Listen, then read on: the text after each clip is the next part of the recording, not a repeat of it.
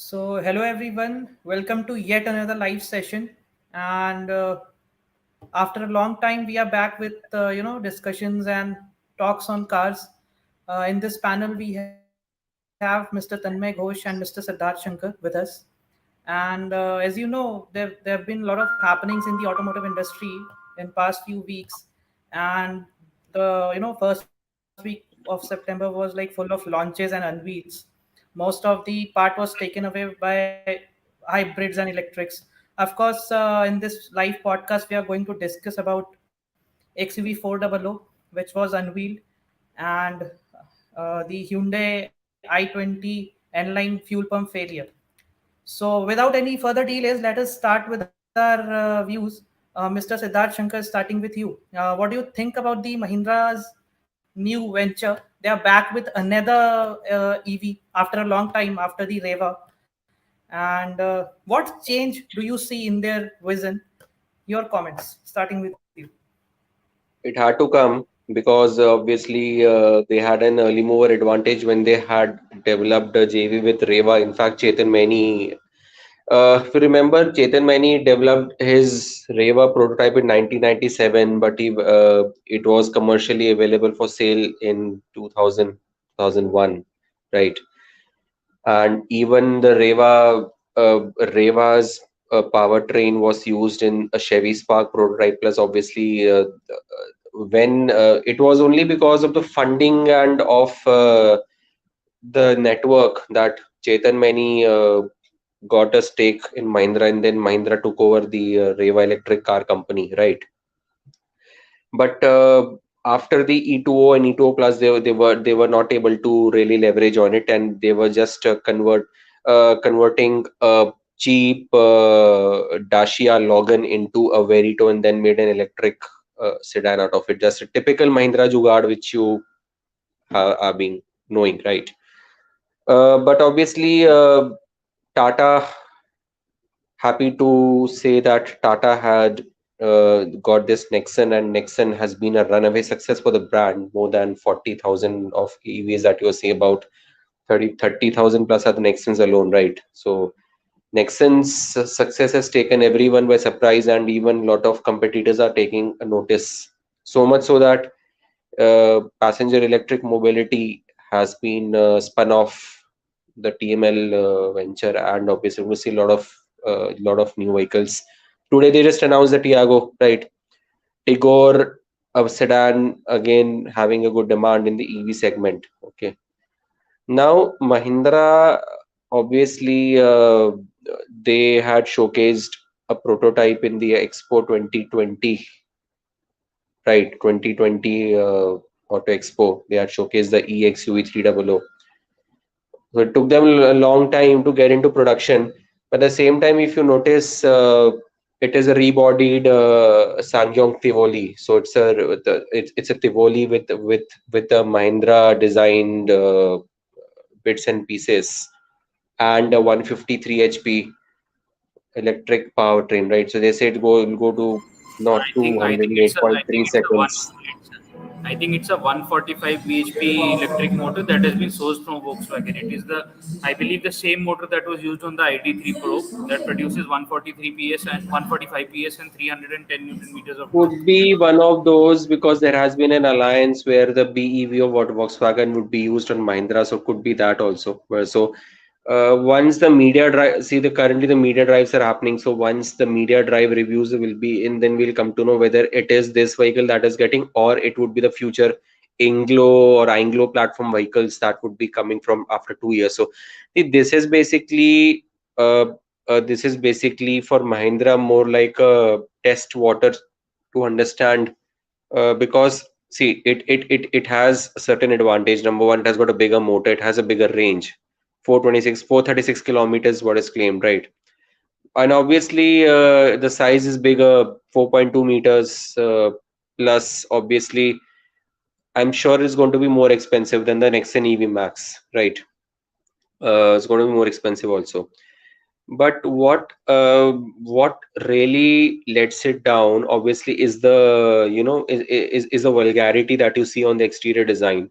it could have been designed much more I mean on the simpler lines. It is but then when you add all this copper bronze accents on the grill, on the bumper, on the roof, on the interiors, uh, the typical association of Mahindra with Karol Bagh or adjoining Chhaprigiris, that is clearly visible on the design. Sorry to say, people will be offended, but Oh, then this is the fact. This problem is is the fact. Mahindra has never learned how to design something in a very classy manner. The So only Scorpio N is a restrained design, but then again it has its quirks. In the back, it looks like a refrigerator, like a Xylo. The 700 has been a bit of restraint compared to the 500, but then when you see the when you see the electric 400, right? It looks very stupid to me, to be honest. Okay, you have the Tivoli body shell is okay, but then the use of colors has been very vulgar. Number one. Number two, uh, obviously it's going to sell. It's not that it's not going to not sell, but then people up here, they are fan of flashiness, right? Especially in Delhi NCR, a lot of flashiness. You see the best selling color in the Nexon here obviously is the teal blue, not the silver, not the white. The teal blue is the one that sells the most, simply because it's a very flashy dark greenish blue color with the silver roof, right? So they're going to sell a lot, because the reason why this is going to give competition, because there's an alternative. There was no alternative before, so now there is an alternative. Mechanical, it is better, but what happens when it on the pricing and on the reliability, on the features, only time will tell. So by mid of 2023 is when we will come to know the real picture of how this thing has succeeded. Obviously, they have taken up a Korean design and rebodied it and put in the powertrain, whether it's by Volkswagen BEV or by Mahindra Zone, that we don't know. That once the media drives would come in, or once the commercial launch takes place, that is when that's going to happen. But when you look at the design, but when you look at the overall EV market, uh, it took them 2 years too late. Already, the market is matured. So obviously, this thing is going to sell, right? Anything electric you have is going to sell. Not only the 300 or the 400, even the upcoming Inglo platform vehicles, they already have a production ready 700 electric. Just need to launch it by 2024, and then four more vehicles are coming. It's going to be a war between Tata and Mahindra, right? And without divulging much, another mid segment SUV is going to get electric. It's going to come a couple of years later. Uh, this is going to be targeted straight at the XUV300, and it's going to be coming at a very aggressive pricing, is what I heard. So it's going to be one of the very iconic nameplates. So I will not tell which one.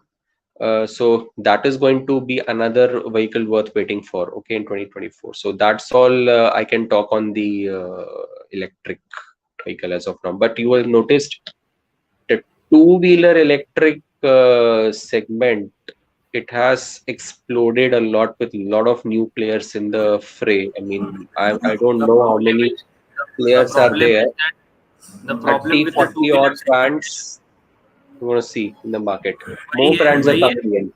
वही है problem ये है कि जो two wheeler का segment है उसमें जो क्या कहते हैं टेस्टिंग है या जो होमोलोगेशन प्रैक्टिसेस हैं वो इतनी स्ट्रिक्ट नहीं है जितनी क्या कहते हैं फोर व्हीलर्स को लेके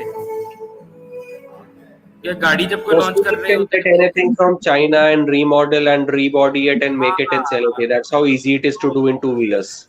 ओला ने भी तो वही किया Ola bought a company of in Hungary और I think Germany somewhere in Europe and then they just got the kits and they assembled it over here तो कितनी But मतलब then S1 see, और it is the best-selling electric scooter in the country.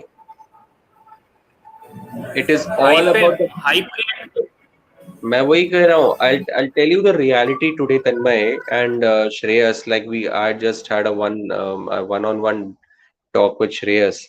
Marketing बिकता है, जो दिखता है वो बिकता है. जितना हाइप बना सकते हो बनाओ, बिके ना बिके वो तो आपके प्रमोशन स्किल्स के ऊपर है. अभी महिंद्रा क्या कर रही है, अभी हाइप बनाएगी 3 महीना, उसके बाद में वेटिंग कर देगी 6 से 7 महीने की। गाड़ियां बनाएगी जरूर, लेकिन वो कंट्रोल्ड प्रोडक्शन करेगी, या तो जो भी उसके खाते में जाएगा। See if you have notice since 2020 Mahindra has played very smart. They have launched one blockbuster product every year, and they have created so much hype that even today there is a waiting period and there's a huge backlog, and they can do whatever they want, increase the price, decrease the price, add feature, delete features. I think today you must be knowing that a bit of price cut has happened on the 700 because the sequential LED lights have been not there, turn indicators. So by 6,000 rupees, the price cut has happened. Obviously, it doesn't matter for much of the customers, but then it is a price cut. Normally, the prices go up, but then uh, 6K price cut is still a price cut. Basically, I just wanted to point out what Mahindra is doing here. We have all spotted the Mahindra cars, while testing, camouflaged, under camouflage, front face revealed, face revealed, feature revealed. So this is all marketing strategy. Basically, what they do now, they test a car for like 2 or 3 years. Usme they gain a lot of attention. So basically, if you see, most of the Mahindra products are the most anticipated products in the market. ये इनका marketing है. Before launch they are overhyped, and जब launch होता है तो most of the time it's a disaster in terms of design. Now going into a little more detail, talking about Mahindra's design vision, of course, Pratap Bose joined Mahindra. He came from Tata Motors and joined Mahindra team. What do you think about the Mahindra's future designs? And I mean, they are positive, but देखो yeah. देखो एक चीज तो है कि जिस level की autonomy Pratap Bose को थी टाटा मोटर्स में डिजाइन के मामलों में, वो चीज मुझे यहाँ दिखते नजर नहीं आती. आप XUV 400 को देखो, अगर XUV 400 बोलते हैं कि ग्राउंड अप से डेवलप हुई है, क्या कहते हैं अलग प्लेटफॉर्म पे है, और क्या कहते हैं प्रताप बोस के डिजाइन का हाथ है इसमें, तो this car should have look way better than what it is actually. Pratap Bose worked on the Nexon EV. Pratap Bose worked on the XUV 300 EV, and the two completely different vehicles in terms of the looks. Nexon EV, चलो ठीक है, सब 4 metre गाड़ी कुछ भी बोलो, लेकिन क्या कहते हैं, it is probably one of the most attractive EVs out there. The XUV 400 does not even stand a candle. The only thing good about the XUV 400 is that because they have not gone for the sub 4 meter thing, because it is at 4,200 millimeters long, it looks proportional. The side angle does not look that bad, and I hope that Mahindra actually launches an ICE variant of the XUV 400, because the XUV 300 from the sides looks horrible. I'll tell you a fact on Pratap Bose. See, Pratap Bose worked from 2007, right, till 2020 or 19. I think 20 is when he shifted to Mahindra. 21 rather, Safari के बाद 21 पे आए थे ना, Safari 21. तो XUV by 700 mid of के just launch के 1-2 महीने पहले गए हैं. mid of 2021 he shifted to Mahindra. So by the time he shifted to Mahindra, the design work on the Scorpio Van, on the Thar, on the 700, on the XUV 400 was already freezed. Okay, so he didn't have much role to play in developing a grounds up redesign, right? His work is going to actually start when the new generations of the existing products or the facelifts are going to come. So now basically, if you see, he is selling himself as a face of the Mahindra brand. Okay, if you see in every events, his way of presentation and accents, and the way he presents himself, it is that he is selling himself as a face of Mahindra in the media. Okay. Basically, Mahindra looks like he's not what he's pretending, and See, we he's would just comment on that. unnecessarily he's glorifying Mahindra's unnecessarily vulgarity, whatever they have done. He's But just then glorifying you all need that. to understand. But then you need to understand. See, I'm working in an OEM, and both of you are into or getting into the opposite. That is the journalism side, right? This concept of hype and over promoting and selling it, that is what is visibility is all about today, right now. Because if I am working for a company which is paying me a handsome amount of salary, obviously I'm going to to speak over the top about the company. That is a fact. It's not only me. It's even if Tanmoy joins an OEM or Shreyas joins an OEM or any XYZ joins an OEM, you are paid to speak, right? You're not working for charity. In organizations, they don't work for charity, right? So if I am representing the head of Mahindra Design, I have to speak up a lot, even if it means over the top, right? And that also is on the body language and on the way you present yourself. Obviously, when he was in Tata Motors, he used to present himself very well. And of course, his way of speaking and his way of changing the perspective of TML was something which made him the poster boy of Tata Motors design. But when you see in Mahindra yesterday, I was looking at part by part. I was not looking at the whole video.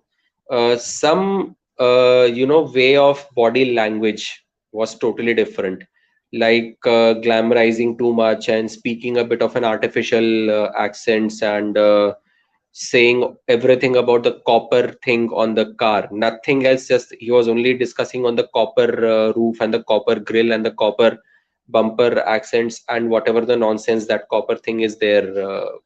Probably because like I told you, the affection of Mahindra Design and Karol Bagh, that is made for each other. So even uh, to a certain extent, if anyone has seen the top model of Scorpio Classic, it has an Android player which obviously looks like the one sourced from Karol Bagh, right? Uh, that is unfortunate. And again, some quirkiness on the Scorpio Classic design is still there. The still that Chaprigiri you will find it is not a very clean design. If you look at the Harrier or the Safari, granted they are minimalist looking designs, but those are designs that will stand the test of time. After 10 years, you will still admire a Harrier or a Safari from the design point of view. But when you look at the XUV700 or the Now, come to Scorpio, think of it, you're just going to forget about it. come to think Just of going to it, forget about it. The Harrier and Safari are essentially on a design that will complete 4 years in Jan, and from And that standpoint, they XUV700 look, to me already looks dated. Nothing and the much. Harrier and Safari still look fresh. I mean, they're the same design that's been carried on from December 2018, Jan 2019, and in coming in the coming 3-4 months, they will be more than 4 years old in terms of the design that is being there, and they still look pretty fresh. I'm telling you, just park a Tata Hexa beside Scorpio or the new XUV700. See, the Scorpio N looks pretty decent. It's only the rear that looks a bit messed up, but then again, that's subjective. I'm yet to see one in person. The front and the sides look perfectly fine. The That car does not 700 look is over the top. But awkward the simply. 700 is awkward. It's disproportionate and downright Yes, horrible in terms of the design. That really yes. reinforces my belief in the fact that Mahindra cannot make attractive looking products most of the times. The The only thing that attractive made looking product me that they've made is a copied product that has been copied straight up from the Jeep Wrangler.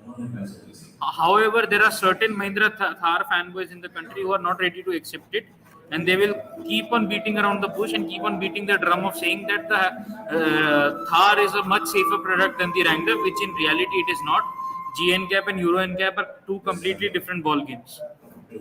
See, we are talking about Pratap Bose. Actually, I don't know what he's doing in Mahindra, but whatever he did, like in Tata Motors, it was not only his upliftment, but it was the resurgence of the Tata Motors brand.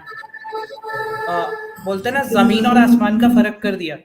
Wherever Tata Motors stands today in terms of sales, इससे ज्यादा कुछ कहने की जरूरत नहीं है. This is like enough explanation what he can do. see if you see an Altros even today, right? It's been almost 2020, 21, 20, almost 3 years, going to be more than 2.5 years since it is in the market.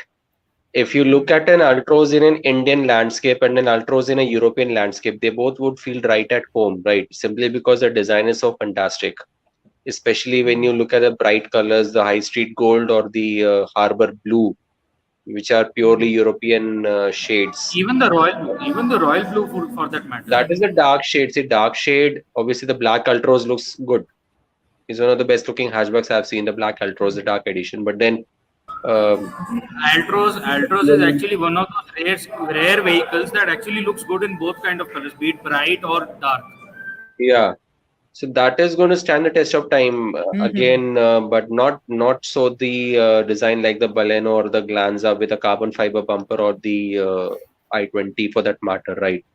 So putting a carbon fiber bumper and calling it a Glanza TRD isn't going to make it a sports car. It's going to be a turd product, right? The car for the turds. So that is how Mm-hmm. ugliness is being personified. And if you look at the Baleno from the front, especially when the bumper is raked in, tilted under the bonnet. It is not a straight bumper. Mm-hmm. It is basically raked in at an angle of close to some 20 or certain odd degrees. So the number plate is like this crooked. I mean, you'll get an impression that the car is met with an accident from the front. So that is how the design ugliness is turned on both the Toyota and the Maruti, right? So the design wise, obviously Tatas are the test of they stand the test of time and they make the best looking cars in the mass market segment. So that there is no two sides of it. But then Mahindra's market appeal is also in the rural areas, and rural area people they have an affection towards quirky designs. Initially, when the Mm-hmm. KUV was launched, the KUV's more than half of demand came from the rural areas.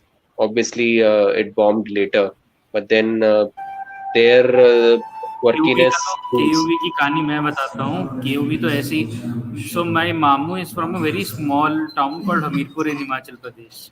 वहाँ पे महिंद्रा का dealer क्या कहते हैं, हर महीने एक ना एक केयूवी किसी ना किसी को बेच देते हैं। वो जो इक्की दुक्की केयूवी बिकती है वो वहीं से बिकती है।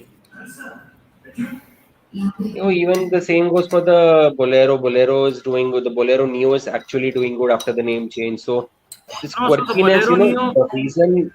the reason why they have added this gold or whatever the papillary edition roof or the bangles or the triangles or the squares or the fake diamond grill is just because they want to make it appealing to these kind of customers also. So that is the reason. But then obviously anyone with a right mind, say who has taste, is not going to buy it, no matter how good it is underneath. But then if you see me driving this, obviously my image, at least on the social media, uh, वो क्या रहेगा, will be trolled.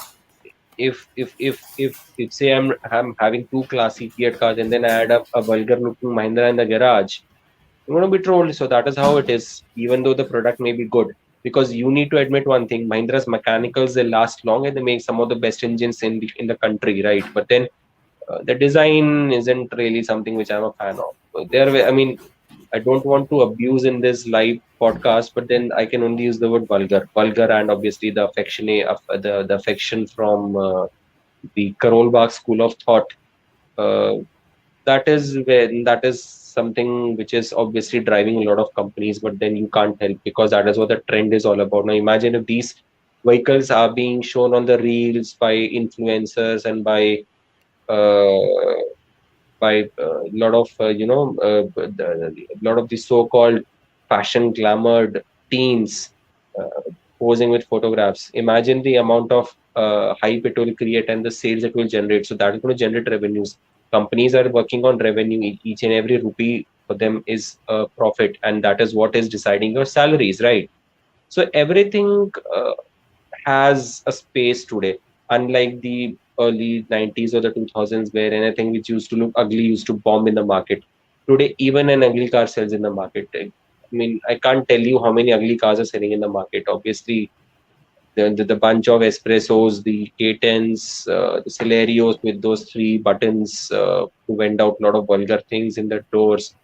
They're selling, right? But then this market is open to everyone.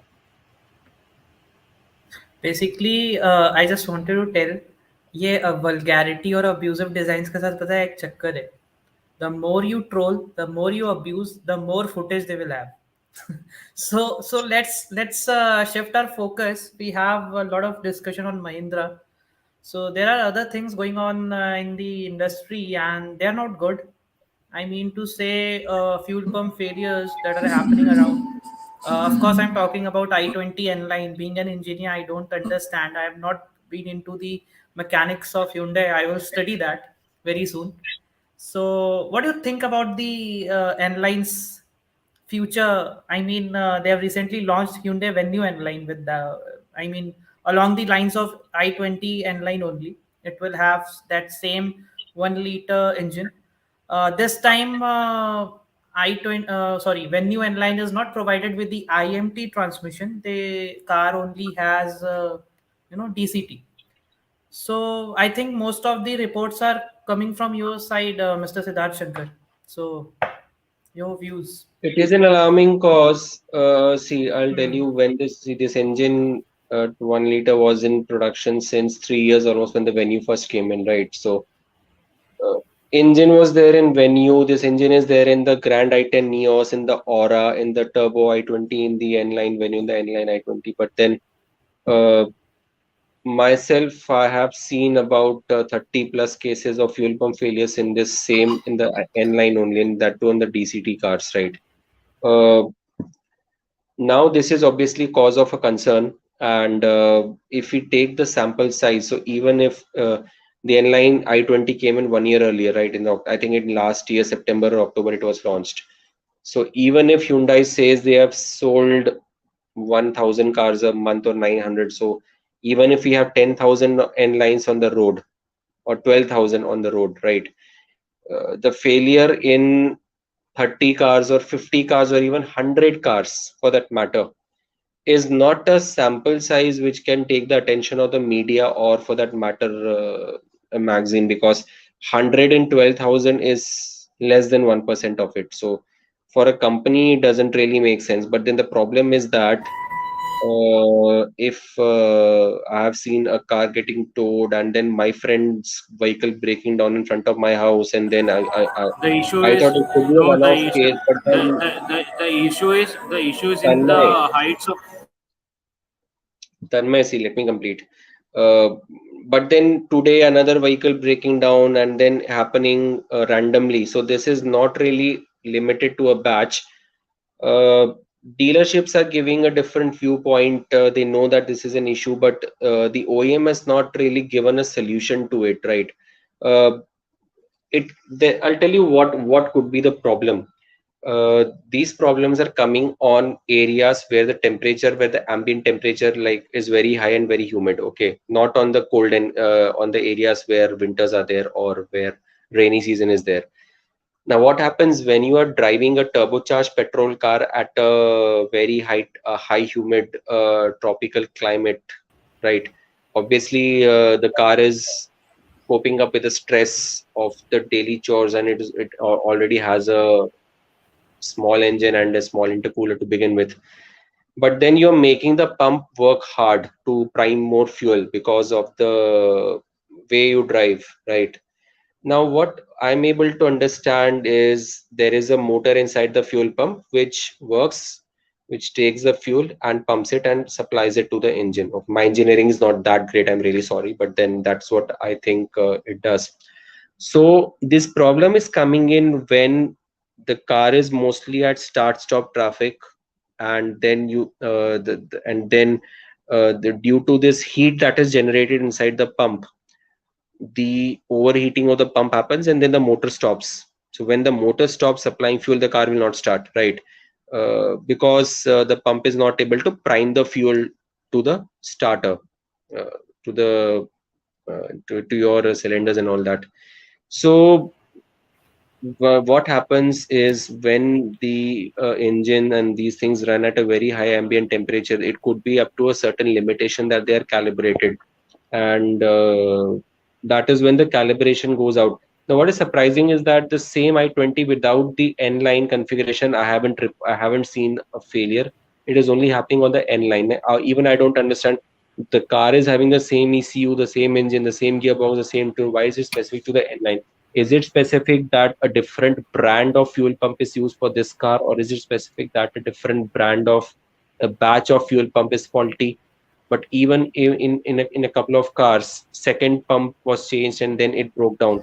It could be lack of, obviously people are aware that the mechanical longevity of Hyundai and Kia is not really that good if you compare it with, say, brands like Maruti or Toyota or Fiat, or I would even say Mahindras and Tatas for that matter, and Toyotas for that matter.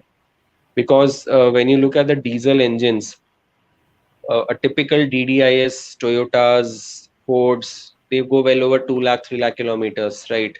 Whereas Hyundai diesels mostly, when it starts lakh and a half, they ask for major work. Obviously, exceptions are there, but then uh, since a long time, the mechanical longevity, I'm not talking about the reliability, I'm talking about the longevity. There has always been a question mark on the Koreans as a whole. Now, if I give an exception to Daewoo, because I had owned a Daewoo car, Daewoo engines were mostly based on Suzuki's and mostly derived out of Mitsubishi's also. So they had very good engine tech that time. Plus, obviously, in the L6 Magnus, Porsche designed the engine for it, the compact 2 liter and 2.4 liter six-cylinder straight six engine. So they were very reliable engines. Hyundai never had a reliable engine, to be honest, in its global operations too. But then when you see in India, there you don't have any sporty hatchback except the N lines. Obviously, it is selling. But then these kind of issues that is being reported, what is really alarming is that it just vanished even on a forum, and then the media is not at all yet at all concerned. Obviously, when the EPC issues were reported and the fuel pumps, Skoda acknowledged it, and Zach Hollis said, yes, we have an issue, and they had come up with a solution. As Hyundai has not come up with a solution, so I don't know whether it is all about ethics or all that. You see, genuinely, the N-Line is a good car. If you look at the package as a whole, there's nothing wrong with the car as a product. But when you have this reliability factor coming into the picture, then all those positives they go in for a toss. Now, if the fuel pump cools down after half an hour, the car starts again. The car either starts or it doesn't start. So again, there is an issue with the motor in the pump, or it could be the design, some Basically, kind of I design, think a recall is priming needed design. here. Okay, and the fuel pump replacement, a recall would help. I think Hyundai should focus on this. I If mean, you as you. went through the past history of Hyundai ever since they set up a shop in 1998, Hmm, Hyundai in India, they never had any official recalls till now. Okay.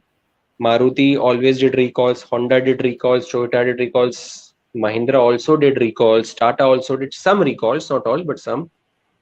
See, if I take you back to the Indica days, uh, hmm, Indica, obviously, when it was launched, it had a lot of bad reputation, lot of design flaws on the belt, on the water pump, on the rear suspension, on the pulleys. But then 40,000 cars were recalled and they were replaced with V2 components free of cost. Media doesn't highlight that. Media will always highlight that Indica was a bad car. But through yeah, this yeah. podcast, uh, not many people know that 40,000, 45,000 cars were retrofitted with the V2 components free of cost. Imagine how much it costs to a company when it calls the customer 45,000 cars, rather more than that. That's the reported number, right? And they are fitting components Hmm, free of cost because it is the responsibility of the OEM. See, that was that time, the late 90s was a learning curve for all the OEMs in quality, right? And that time Hyundai had a better quality Santro compared to the Indica. But then hmm, after their philosophy changed, they started running behind Maruti. That is when their philosophy of quality began going down, especially after the hmm, i10. When the i10 came in, the i10 had a lot of issues with the suspension and steering. The same with the i20. Anyone who's having a hmm, gets, he will never have any negative experience with the product quality or the longevity of the components. When the i20 came in, that is when the downfall really happened, and that is still there. But then, see, hmm, again, I said it's a good product, and I see, except the fuel pump, there is no such issue that is being reported. But then, this is a very, very serious issue. And just imagine if you're going somewhere on the highway and the car just hmm, stops, and then you have to wait for the RSA to come. Obviously, the plus point is that Hyundai's workshops are there everywhere almost after Maruti. But then, hmm, how long will it come? And God forbid if it happens at an emergency situation, this is hmm, really bad. I mean, I don't know what is really going wrong with the OEMs. The reliability of today's cars is questionable. And that is why you're going to see in the coming days these urban cruiser, high rider, and Grand Vitara. they can put in a big dent on the Creta sale, and that is going to happen because people have finally got a reliable Japanese option, which was not there in the segment. They were waiting for the Honda HRV, which never happened. And then when you see a case of strong hybrid, and when you see a case of 25 kmpl efficiency, and even if you Mhm. see the price of the high rider is priced very It's very reasonable. I mean, competitive. Yeah, yeah. 15 to 18 lakhs, then for a top end strong hybrid. Obviously, they haven't announced the price for the base models and the all wheel drive. They're bang priced into the Harrier and Creta segment. So again, the network of Maruti and Toyota, it can create a dent on the Creta sales. In But fact, then, they don't look bad. They are good. The road see, presence is I'll good. tell you what these two companies do. Why do they sell well? Like I told you in the 80s, Fiat Hmm. Fiat used to make cars like the 126, the 127, the Uno, and the Selecta, and whatever the pandas of this world. The people Hmm. ask for us for a robust, abuse-friendly car with a lot of functions and a lot of space and a lot of comfort, right? Hmm. Hmm. That is what Hmm. these cars used to give, and that is what your Wagonars and the Altos and the Celerios and the Espressos of this world give you. They are not fancy products, they look ugly, and obviously, but they will not break down, right? That is why these cars sell. If you are a first time car buyer, you want a car that can give you me it means I'm driving 10,000 kilometers, I will go to the service center, change the oil and filter, come back, and then again do this and then again come back.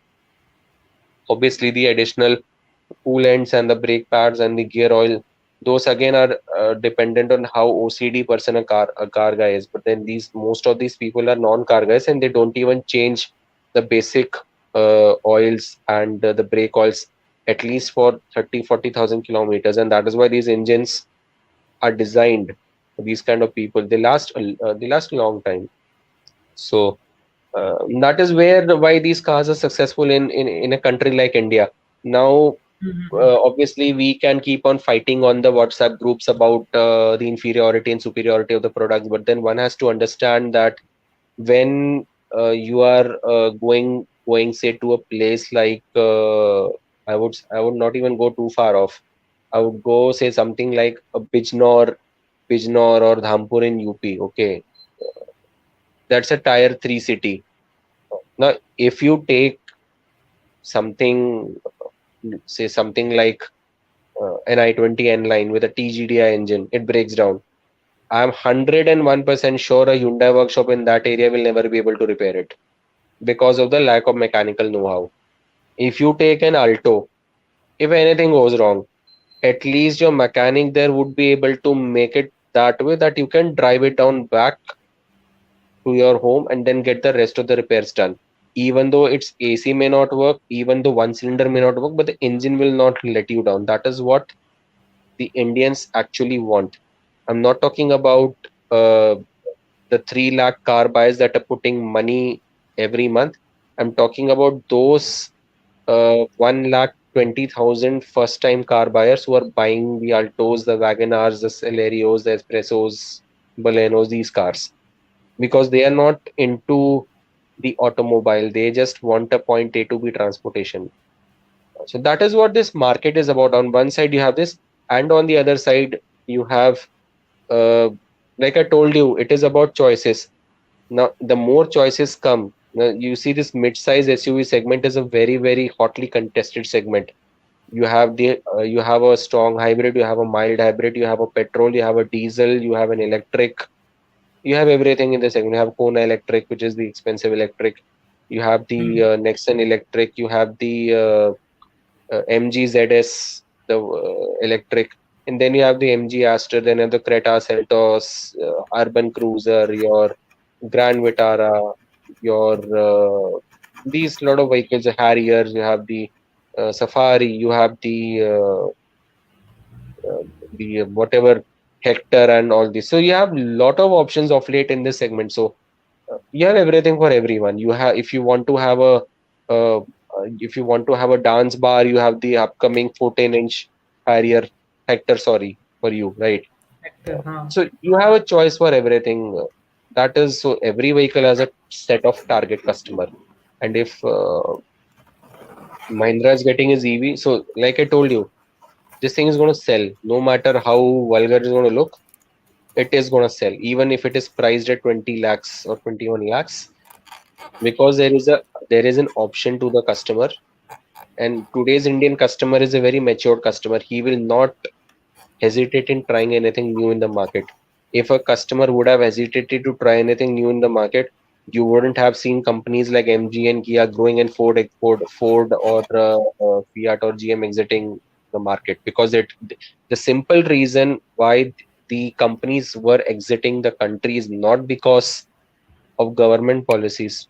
Again, I'm saying there are a lot of people who have been blaming the government for the exit of Ford or GM or whatever it is.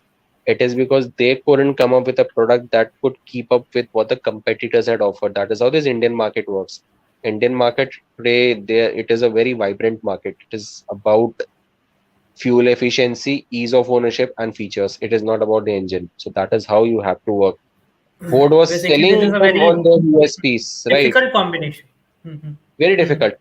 See, Ford was selling on their USPs of fun to drive, only talking about fun to drive, right?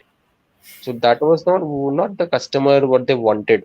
Uh, Obviously, Endeavor has had its own niche, but then the Fortuner stole the segment.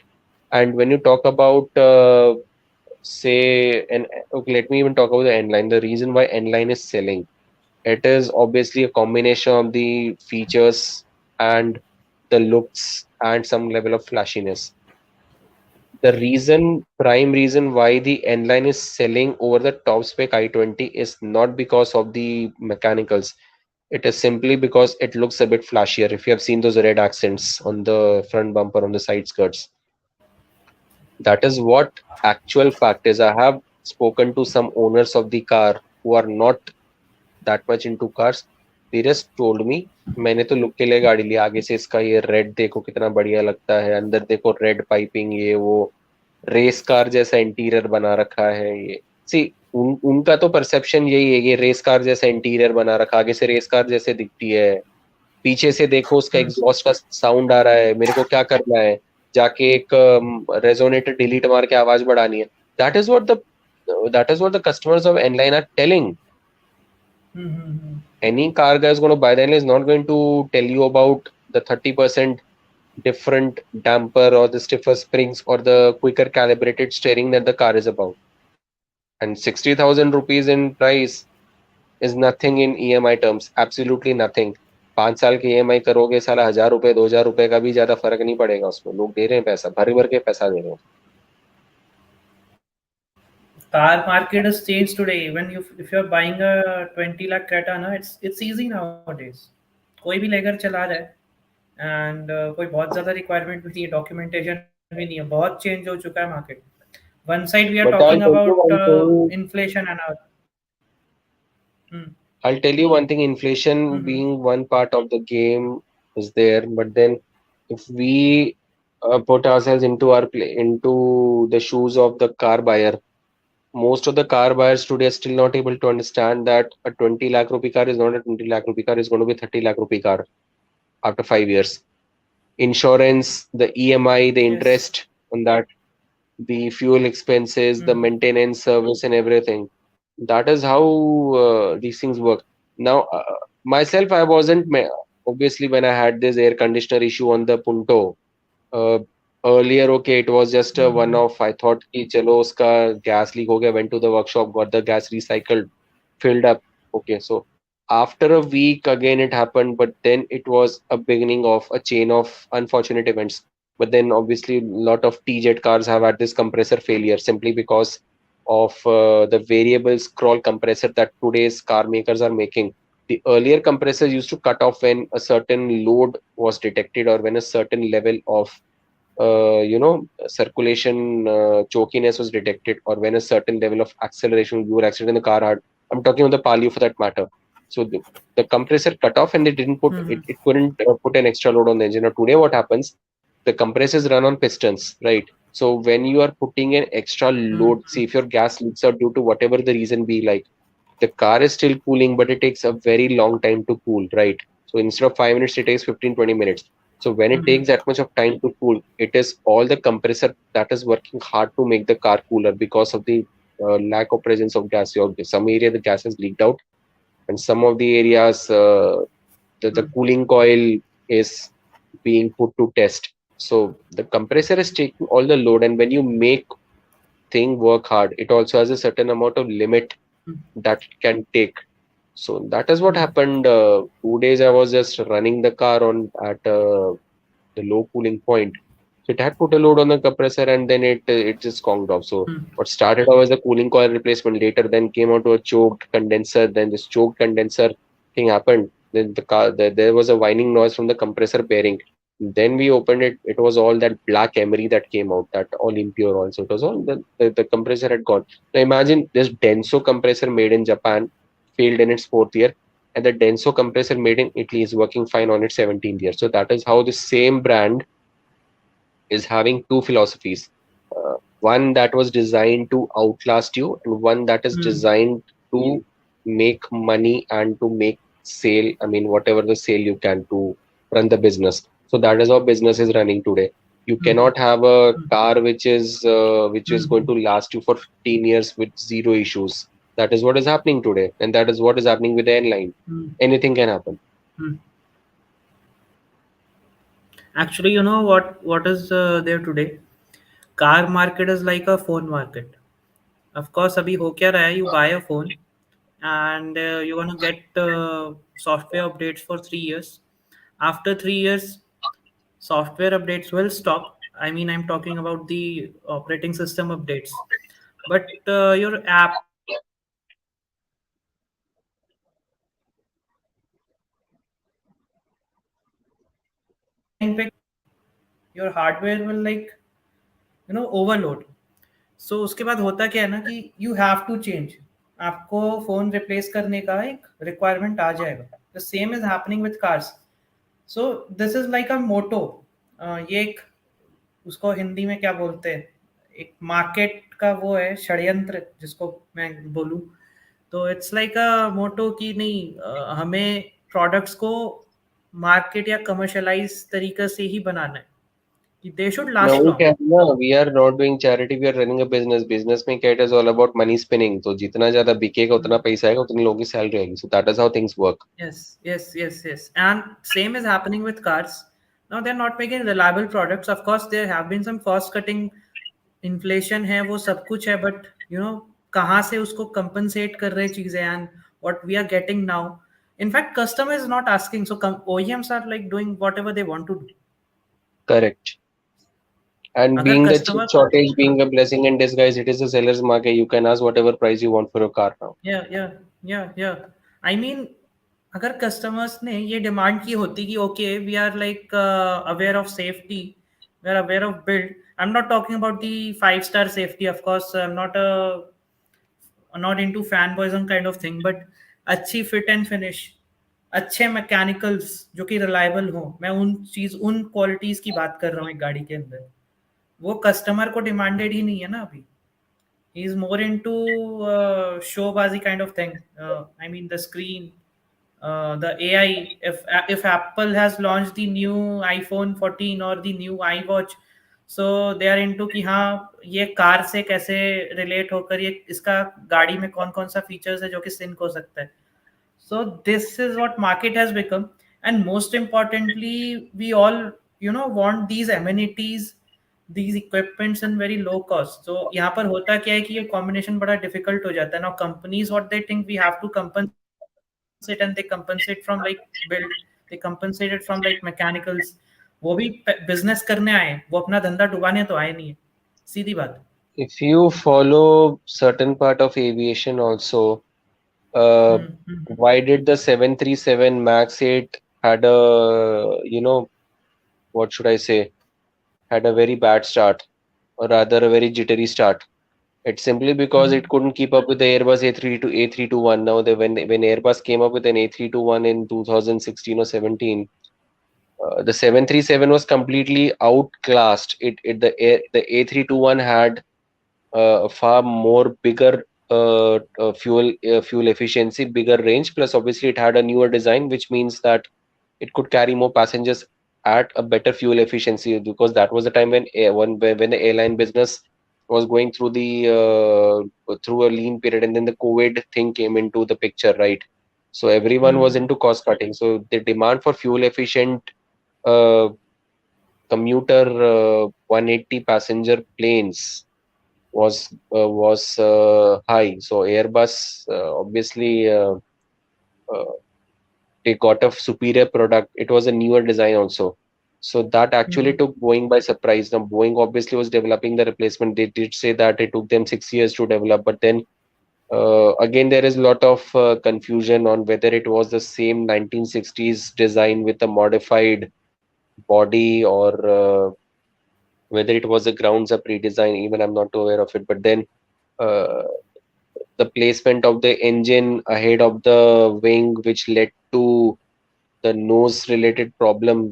It used to pitch up, the nose used to pitch up abruptly, and just to control the pitch, the MCAS software was used, and then the lot of money was being saved on to avoid the pilot training for the MCAS on the simulator, right? So that Hmm. MCAS eventually, when it kicked in, so that caused the crashes of the two planes initially, which grounded the rest of the 400 sold aircraft, because the demand for the Max 8 was crazy when it was launched. In fact, it already had a 2 or 3 year waiting period. All I think thousands of planes were booked. Most of the Hmm. planes were even half manufactured, and then everything stopped. The same was in the case of 787 Dreamliner. If you go back to the YouTube videos of 787, a lot of insider theories were there, where the Boeing people who refused to name themselves have said that the company had deviated from its, from its cultures, from its ethics. And the CEO who was there at the time of the 737 Max 8, he himself was very having a very embarrassment court trials when he has to face the passengers' relatives who were uh, who were killed in the crash. 346 people died. And then if you go back to the 70s, the McDonnell Douglas DC-10, that too had its share of bodged up launches. Like the cargo door issue was there, which was overlooked by the FAA, and then there was the engine pylon related issue. I mean, a very Hmm. complex design of engine when it needs to taken out. Then it had another, you know, a hydraulic lines design issue. So the DC-10 had a very bodged up reputation, but then it was a very popular plane. It was a very simple plane for that. So the pirates stole, right? So it is a problem not today. It is a problem in different fields in different industries since a long time. So how it depends is all on the human factor, and ethics today is just on paper. It is not really practiced on real. Yes, That yes, is of what it course. is. I agree to this. So yeah, I mean we have discussed a lot. I'm just waiting for Tanmay to conclude this podcast. Of course, he will only do this. I don't Yeah. have any control over this. Huh. Yeah, I'll do one thing. I'm signing off because I have to obviously it's 12:14 a.m. So I have to go and take a rest, right? So Yeah, sure, uh, sure, sure. to those Hmm. who are watching, thank you so much for watching, and we'll catch up soon in another edition of the podcast, as and when it happens. So good night, everyone, and have a very safe and a very pleasant weekend. Thank you. Okay, so thank you, Mr. Shankar. Same from my side. Of course, over Thanks to a you, lot. Tanmay. Thanks a lot for joining Huh. in. On that note, we'll conclude. I think we've got two comments. Raghav Narula saying, "Hey guys, love the info that you guys give out. Thanks a lot, and really appreciate your comment." And Tarun Sharma, please comment on the inline fuel pump issues. Really frustrated. Tarun, we have discussed about the issues. You can have a watch the re-recording of the podcast, which will be uploaded immediately after it gets over. So in that, Mr. Siddharth Tarun, Shankar has tried to we will be explain, coming with. and We we'll will be be coming doing up with more. more insights. Of course, Uh, we are not much into the mechanics of the i20. Of course, Tomorrow we will be also we'll be coming with doing. more research. Tomorrow as Yes, well we'll yes. be doing a podcast. So every Friday, Saturday, Sunday will be our times. If and when possible, we will try to do on one additional day during the week as well. So thanks a lot for joining in. If you like the podcast, please bring in more subscribers, more people to watch. We would like to see a better turnout of more people, and we would like to take more and more questions that you give to us. So thanks a lot for joining in. This is Tanmay signing off on behalf of Autotronics, and Shreya signing off on behalf of AutoHub. Thanks a lot. Thanks, Tanmay. Thanks for having me. Thank you. Good night, everyone.